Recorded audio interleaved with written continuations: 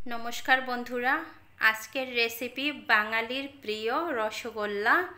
দোকানের মতো স্পঞ্জ নরম সাদা মিষ্টিটা আজকে আমি তৈরি করে দেখাবো। একেবারে হুবহু দোকানের মতোই কিন্তু হবে। আপনারা বাসায় এরকম পারফেক্ট মিষ্টি তৈরি করে নিতে পারবেন। আমার এই ভিডিওটি প্রথম থেকে শেষ পর্যন্ত দেখবেন। কিছু টিপস বলে দিব, সেগুলো যদি খেয়াল করে তৈরি করেন আপনিও সফল হবেন। প্রথমে আমি এখানে 2 লিটার দুধ নিয়েছি। এই 2 লিটার দুধ আমি জাল করে নিব। আর এই দুধটা আসলে জাল করলে ফেটে যায়, তাই ভাবলাম ফেটে যাওয়া দুধটা ফেলে না দিয়ে আমি রসগোল্লা তৈরি করে নেই। আমি 4 থেকে 5 মিনিটের মতো জাল করে নিয়েছি। তারপরে এখানে ভিনেগার দিয়ে দিলাম। আমি এখানে 2 চামচ ভিনেগারের মধ্যে 4 চামচ জল মিশিয়ে নিয়েছি। জল আর ভিনেগারটা একসঙ্গে মিশিয়ে নিলে ভালো হয়। একটু একটু করে দিয়ে এই যে ছানাটা কেটে নিয়েছি। ছানা কাটা হয়ে গেছে। এবার আমি ছেঁকে নিব। আর আপনারা চাইলে কিন্তু সুতির কাপড়ের উপর রেখে ঝুলিয়ে রাখতে পারেন। আমি এভাবেই রেখে দিব। নামানোর পরে জল দিয়ে আমি 3 থেকে 4 বার ধুয়ে নিয়েছি, যাতে ভিনেগারের গন্ধটা না থাকে। আপনারা অবশ্যই ধুয়ে নেবেন। এবার এটা 1 ঘন্টা জল ঝরাতে দিব। 1 ঘন্টা পরে দেখেন জলটা ঝরে গেছে, এখানে কিন্তু কোনো জল নেই। এখন একটা ট্রের মধ্যে আমি ছানাগুলো নিয়ে নিলাম। এক পাশে করে নিচ্ছি। এক পাশে করে এভাবে হাতের তালু দিয়ে ঘষে ঘষে এই ছানাটা কিন্তু ম্যাশ করে নিতে হবে।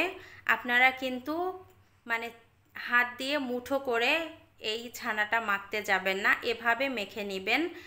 আমি 4 বার এভাবে মেখে নিয়েছি। দেখেন এখন সফট হয়ে গেছে। এবার এখানে দিয়ে দিলাম 1 চামচ ময়দা। ময়দাটা দেওয়ার কারণে রসগোল্লাটা কিন্তু টাইট হবে, ভেঙে যাওয়ার কোনো সম্ভাবনা থাকবে না। অবশ্যই 1 চামচ ময়দা দিবেন এখানে। ময়দাটা দেওয়ার পরে ভালোভাবে মিশিয়ে নিতে হবে। ময়দাটা যেন প্রত্যেকটা জায়গায় মিশে যায়। আমি ভালোভাবে মিশিয়ে একটা ডো তৈরি করে নিয়েছি। এখান থেকে ছোট ছোট লেচি কেটে নিব।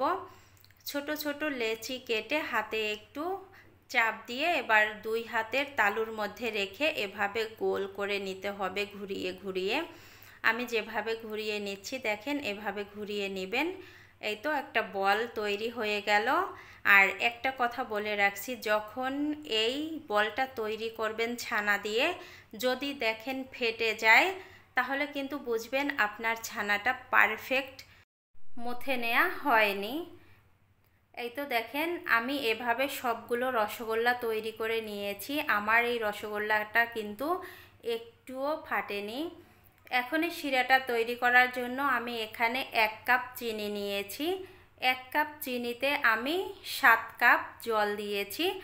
এই রসগোল্লা তৈরি করতে অবশ্যই জলের পরিমাণটা একটু বেশি দিবেন, এতে করে স্পঞ্জ হবে রসগোল্লাগুলো। আমি জলটা ফুটিয়ে নিয়েছি। যখন জল ফুটে উঠে গেছে তখন এক এক করে রসগোল্লাগুলো দিয়ে দিলাম। আর যেখানে দেখবেন জলটা ফুটে উঠছে ওই ফুটন্ত জলের মধ্যে রসগোল্লাগুলো দিবেন।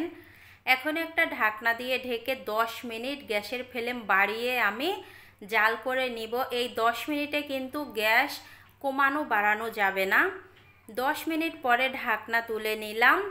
ঢাকনা তুলে নেওয়ার পরে এবার আমি উপর থেকে একটু দেখিয়ে দিব কতটা ফুলেছে রসগোল্লাগুলো। দেখেন আমার কিন্তু 10টা রসগোল্লা এখানে হয়েছে।